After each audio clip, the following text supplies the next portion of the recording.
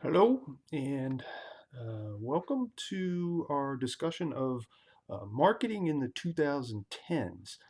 Uh, I am my wife's office today, and there's some work going on out in front of the house, and it's a bit noisy, so I didn't think that I should compete with a jackhammer. So here we are. So there's a lot of stuff that we could talk about in this particular topic, and I've chosen to focus on two major areas to talk about marketing in the 2010s. And the first thing that we're going to talk about, the first topic, is what is known as the concept of value co-creation. And the second is we'll take a look at obviously kind of the elephant in the room, the impact of technology on marketing in the in the latter part of the 20 teens. So um, what we'll do first is we will define what is meant by, and I will go back and forth and take off my glasses and stuff like that. But we will define, and I have my little handy cheat sheet here that has some material on it, so that's why I might be looking down on occasion. So we'll define what is meant by value co-creation, and then we'll kind of discuss what its implications for marketing have been and will continue to be. And this is a relatively, let me adjust the cam. This is relatively new. When I say relatively new, it's about 15 years old. The concept of value co-creation. It came out in the early 2000s and really um, kind of turned the discipline on its head when it came out, because it was such a different way of kind of conceptualizing things. And it started, the concept started in academia, and it is it is since kind of filtered into like real world marketing applications. But at its most fundamental, value co-creation refers to engaging the customer directly in the production or distribution of value. Okay. And remember, we talked about value in the opening discussion, where value refers to benefits being greater than cost. So again, value co-creation refers to engaging the customer directly in the production or distribution of value. And so the question becomes is, how can an organization engage the customer in the production or distribution of value? And there are a number of different ways. We simply don't have time to discuss all of them. But one way is by allowing customers to make products to order. So if we go back to my Chipotle example from the introductory lecture or the overview lecture, right? I'm engaged, right? I can tell them how much, first of all, I can tell them the kind of rice, I can tell them how much rice, and so on. So you can think of another, not another, you can think of a number of examples of, in your life where you have been engaged in the making of a product to order, right? If you've ordered, let's say, Nike online, you can, like build your own shoes, right? Some of you might have built your own computer, right, through Apple or whatever. So there's a lot of different, a lot of different examples of that. One of the emerging areas, and this kind of, this brings in the technology as well, is the whole concept of 3D printing. And I don't know what degree uh, each of you might be familiar with 3D printing, but if you're not real familiar with 3D printing and you maybe want to scare the hell out of yourself, start looking at some of the stuff on 3D printing, and it's absolutely mind-boggling. And from a marketing perspective, 3D printing, talk about engaging the customer, but talk about just upending long-standing channels of distribution and business relationships and things like that, but the ability to be able to input, like, this particular shirt I have on, you might like the color, you might not like the color, but the ability down the road, and I'm not saying this is going to happen in 4 years or 5 years or even 10 years, but the ability to say, I kind of like that color blue, but I'd like it a little darker blue or a little lighter blue, or I'd like it with a little more green in it or something like that.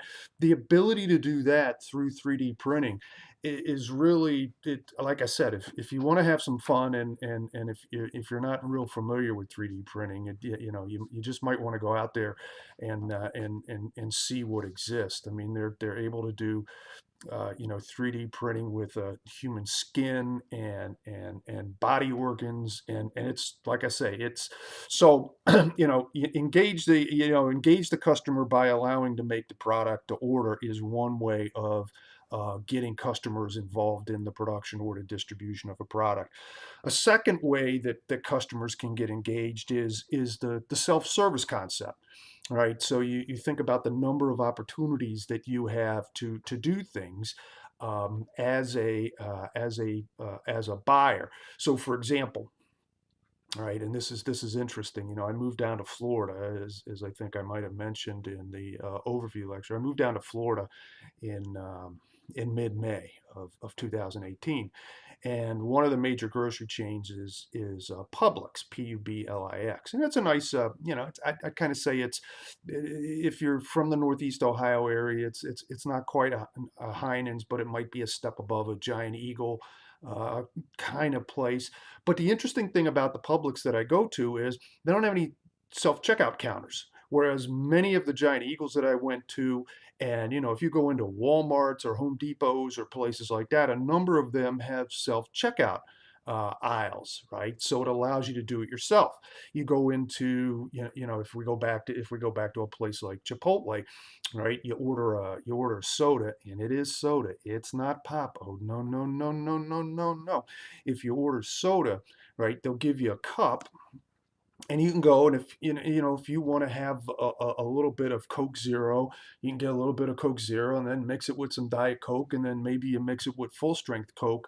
And so again, right, the self-service kinds of aspects allow the consumers to get involved in the production or the distribution of value. And so, and again, there's a lot of other kinds of examples that we could give to illustrate the value co-creation concept, and how customers can get engaged in the production or distribution of products. So, for example, my alleged area of expertise, and I always say that kind of tongue in cheek. I was a logistics guy, right, who did marketing as a secondary area. I like to find out where shipments are. So now, when you're ordering stuff, via e-commerce and things of that nature, a lot of places will allow you to track the shipment to see where it is. Again, that's adding value. Right, that's adding value because if I'm looking at something, and let's say it's I'm getting my wife something for Valentine's Day, and I look online on February 13th, and I find that the thing is, 1,000 miles away, I'm going, well, you know what? It's not going to get there unless I put that sucker on an airplane, right? And so, the value added there is, hey, look, I saved my marriage by making sure that my wife's getting the thing that she needs on Valentine's Day, right? So there's a couple of things that I want to do to wrap up the value co-creation component, and that is to discuss, excuse me, how value co-creation changes the organization's view of the consumer. So one of the things that's been implicit in the discussion up to now is that in value co-creation, the customer moves from a passive agent to an active agent, right? And so no longer, right? You start to hear things about experiences and things of that nature. So it's no longer like, we're companies, we're going to put stuff out, you're the consumer, you'll buy it, you'll like it kind of stuff. Increasingly, the customer is having a more active role in the process. The second thing is that organizations are now moving from, communicating to customers to having dialogues with customers. So if you think about, right, the number of times that you might get onto a website and there might be a little box that pops up and says, "Hey, would you like to talk? Or are there any questions that I can, that I can help you with?" So again, and there are other ways that value co-creation is changing the organization's view of the customer, but those are just two examples. So we spent a little bit of time talking about value co-creation, and the next thing that we're going to look at is technology. And I can't even begin, right, in the year 2018. I can't even begin to explain how different marketing is in 2018 than it is when I took my first Principles of Marketing course back in the spring of 1977. The kinds of things that are kind of just standard operating procedure now, that if you'd have told me 40 plus years ago we're going to be standard operating procedure, I looked at you like you're crazy. So the first thing that we're going to spend a little bit of time on with respect to marketing in the 2010s is mobile marketing, which refers to marketing done with or on a mobile device. So we're going to take a really broad approach, right? If it's a laptop, if it's a tablet, if it's a smartphone, we're going to say that's mobile marketing.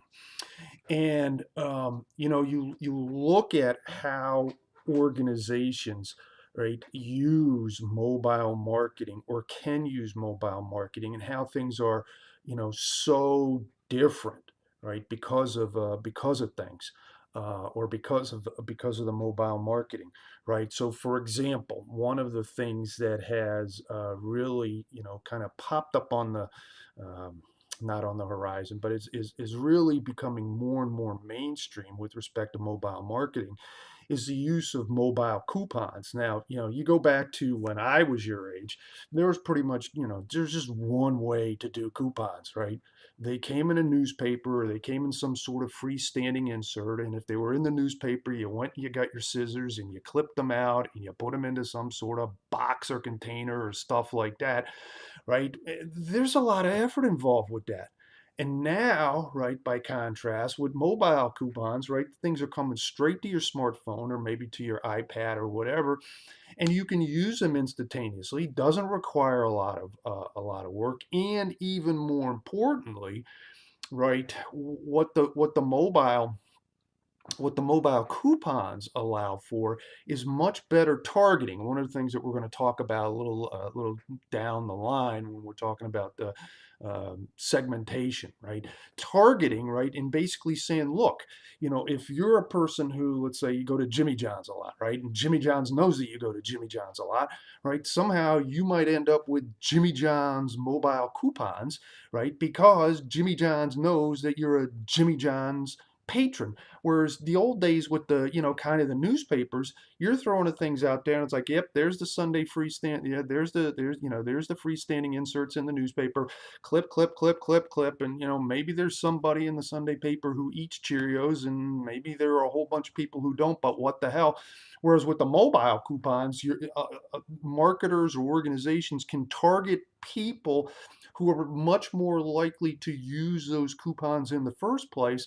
So there isn't as much waste. And indeed, what marketers have found is that the redemption rates for mobile coupons are much higher than with more traditional forms of couponing.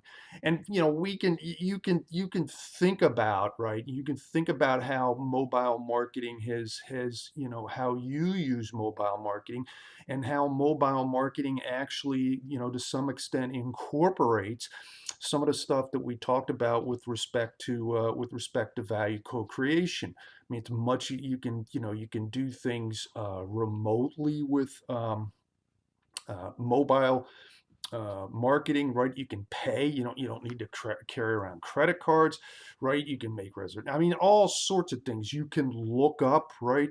You can look up restaurant reviews or store reviews or stuff like that right there, right? And it's not like the old days where it's like, oh my God, I don't know anything about this place. I got to go and call up a friend and say, hey, you ever eaten at this restaurant kind of stuff? No, it's a whole different world out there.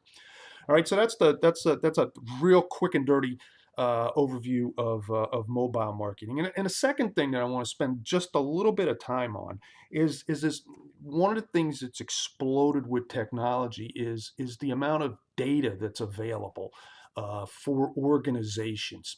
And so you might have heard of the concept of big data and data analytics and all that kind of stuff, and it's becoming important regardless of whether accountants are getting into big data and finance people are getting into big data and marketers are getting into big data, and major league baseball teams and sports teams are getting into big data.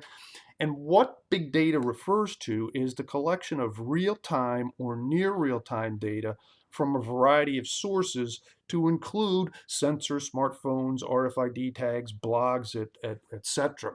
And what's so important about this is that what we got big meaning lots and lots and lots and lots and lots and lots and lots of data, right?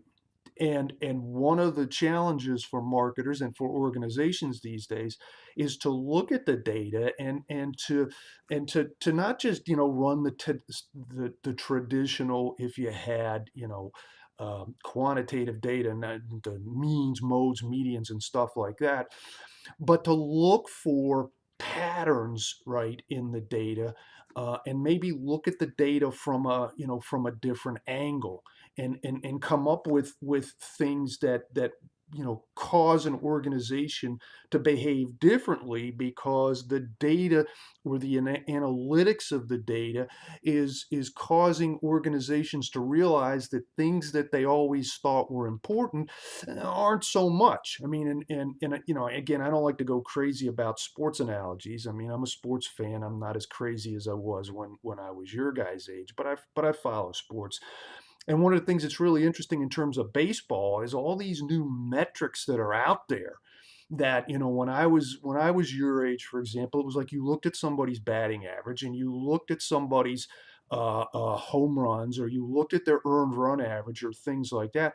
And now there's all these things about launch angles and velocity off the bat and wins above replacements and ERA plus and all these different metrics that exist. They were there before, right, in some cases, but now, because of the emergence of technology and the ability to be able to collect and analyze the data, now a lot of Major League Baseball teams are taking the data that were already there. They're looking at them from a different, or through a different lens, and they're coming to different conclusions, when they're looking at a particular, let's say, a baseball player or whatever. And organizations are doing similar kinds of things with big data. And so, to give you an example, right, there was an article a year or two ago, and there's a lot of articles, and I put them up on periodically, put them up on Canvas and things like that.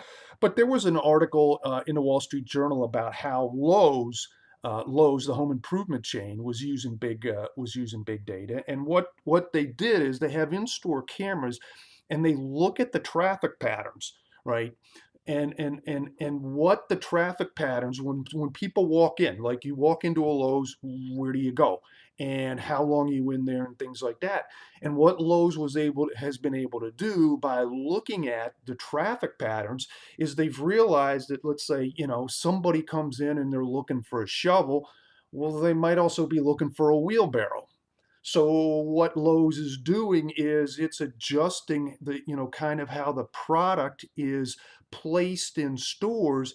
Lowe's is using the big data to help it to, group, let's say, supplemental or complementary products together, and that stuff is coming from their analysis of the big data. So there's a lot more stuff that we could talk about, right? This just we're not going anywhere fast, but we will see you down the road for the next topic. See you. Bye.